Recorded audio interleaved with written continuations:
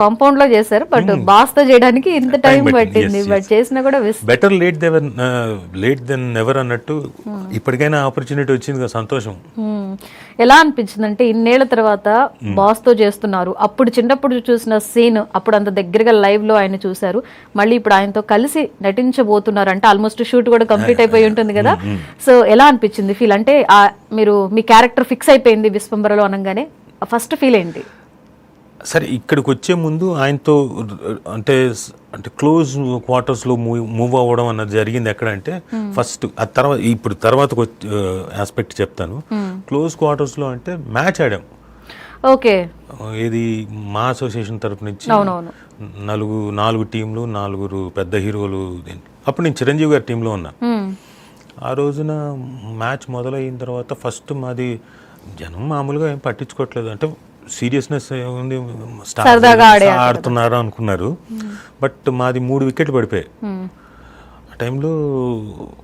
అక్కడ ఏదో చిన్న ఇది జరిగింది, అది మొత్తం ఇంకా ఏపీ అప్పుడు ఉమ్మడి ఆంధ్రప్రదేశ్ కదా, అప్పుడు మొత్తం అందరూ టీవీలకు అతుక్కుపోయారు. నేను నన్ను పంపించారు, శ్రీకాంత్ అన్న వచ్చి రజ్జీవ్ ఓకేనా నువ్వు అన్నారు. ఈయన అలా అడిగేసరికి నాకు ఇంకా భయం పుట్టుకుంది, ఇప్పుడు నేను వెళ్ళి ఫెయిల్ అయితే అలా కొట్టేసినట్టు అవుతుంది. సరే, ఆ భయంతో వెళ్ళి ఆ రోజు మరి నా స్టార్స్ అన్ని బాగా అలైన్మెంట్లో అనుకూలించినట్టున్నాయి. లక్కీగా ఆ రోజు నేను బాగా ఆడాను, 1500 రన్స్ కొట్టడం. అప్పుడు చిరంజీవి గారు నేను గ్రౌండ్ అంటే అవుట్ అయ్యి వస్తుంటే లోపలికి వస్తున్నప్పుడు ఆయన ఆనందం చూడాలి, ఆయన కౌగిలించుకున్న విధానం చూడాలి, సాధించావు. సో అదొకటి వెరీ క్లోజ్ క్వార్టర్స్లో. ఆ తర్వాత ఫిలిం బై అరవింద్ నా సినిమా రిలీజ్ అయ్యి అప్పటికి 30 రోజులు అలా అయింది, బాగా నడుస్తుంది. అప్పుడు నేను వేరే సినిమా డబ్బింగ్కి నేను శబ్దాలయలో చెప్పడానికి వచ్చున్నా పక్కన థియేటర్లో. అదే టైంకి చిరంజీవి గారు కూడా అదే థియేటర్లో ఇంకొక దీంట్లో ఉన్నారు, బయటకు వచ్చారు ఆయన. సార్ నమస్కారం, ఏమ్మా రాజా, అమ్మా నీ సినిమా బాగా ఆడుతుందంట, ఏమా నాకు చూపించాను. సార్ మీరు అలా అంటారేం సార్, మీరు ఎప్పుడంటే అప్పుడు మీరు చెప్పండి, నేను షో అరేంజ్ చేస్తాను సార్. అలా అంటావా, సరే నా అసిస్టెంట్ నెంబర్ తీసుకొని చెప్పేసి అన్నారు. ట్రై చేశాను, 1 వీక్ రెగ్యులర్గా ట్రై చేశాను, కుదరలేదు, అయిపోయింది. మళ్ళీ ఆ డబ్బింగ్ దగ్గరే కలిసాం. ఏమ్మా అడిగాను కదా నువ్వేంటి అసలు అంటే, సార్ ట్రై చేశాను సార్ అవ్వలేదండి అని. సర్లే ఈసారి నేను చెప్తాను, ఇదిగో పలానా, ఇదిగో నా మేనేజర్ నెంబర్ తీసుకో, ఎప్పుడు ఖాళీ ఉన్నావు అని అడిగారు. చెప్పాను ఆయన 3 days తర్వాత ఎప్పుడు, పలానా డే ఫిక్స్ చేసేసుకోమ్మా 6 o'clock అన్నారు.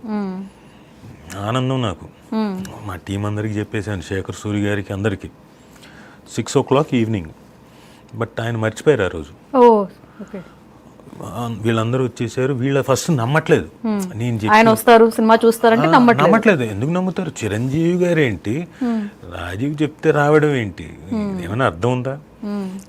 దాంతో అందరూ 6 o'clock వెయిటింగ్, రావట్లేదు. నాకు లోపల కొట్టేసుకుంటాను, ఇంకా అయిపోయింది. వీళ్ళు నేనేదో కావాల్సి చెప్పి అనుకుంటున్నారేమో అనుకున్నా. మళ్ళీ ఫోన్ చేసి చెప్తే ఆయన అయ్యో, ఆయన ఏదో పెళ్ళి ఉండింది ఆయనకి, అది అటెండ్. సరే 9 o'clock మార్చండి వచ్చేస్తున్నాను. 9 o'clock ఆయన ఒక్కడు కాదు, ఫ్యామిలీ అందరితో పాటు వచ్చారు.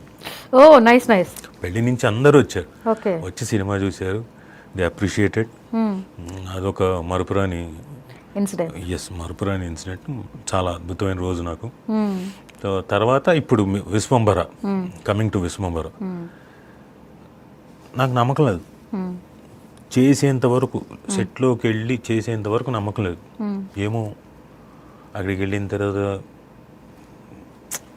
బాగాలేదు, లేకపోతే సరిపోడేమో, ఆ క్యారెక్టర్కి సరిపోడేమో. రేపు పొద్దున్న మీ తెర మీద చూసిన తర్వాత తెలుస్తుంది ఆ క్యారెక్టర్కి నేను సరిపోతాను లేదా. ఇలాంటి డౌట్లు ఏమైనా వస్తాయేమో, వద్దంటారేమో, ఇలాంటి చాలా రకాల ఆలోచనలు.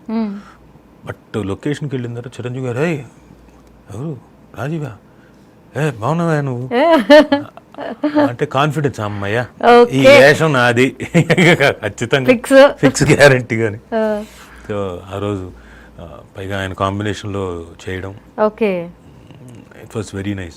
చేసిన తర్వాత బాగా చేసిన దాన్ని వెంటనే అప్రిషియేట్ చేయడం, బాగా చేసామ్మా, బాగా చేసావు, వెరీ గుడ్ అంటుంటే సెట్ లో ఒక కాన్ఫిడెన్స్ అంతే వచ్చింది. కదా. సో ఫైనలీ విశ్వంభర చూడాలి, ఆ తర్వాత ఇంకేమి ఆపర్చునిటీస్ వస్తాయి. వన్స్ ఇప్పుడే కదా స్టార్ట్ చేశారు, ఇంకా 1 by 1 అంటే గ్రహాలు ఇన్ని రోజులకి అనుకూలించినాయి కదా, ఇంక ఇప్పటి నుంచి ట్రాక్ ఎక్కొచ్చేమో. ఏమో గుర్రం ఎగరా అవ్వచ్చు.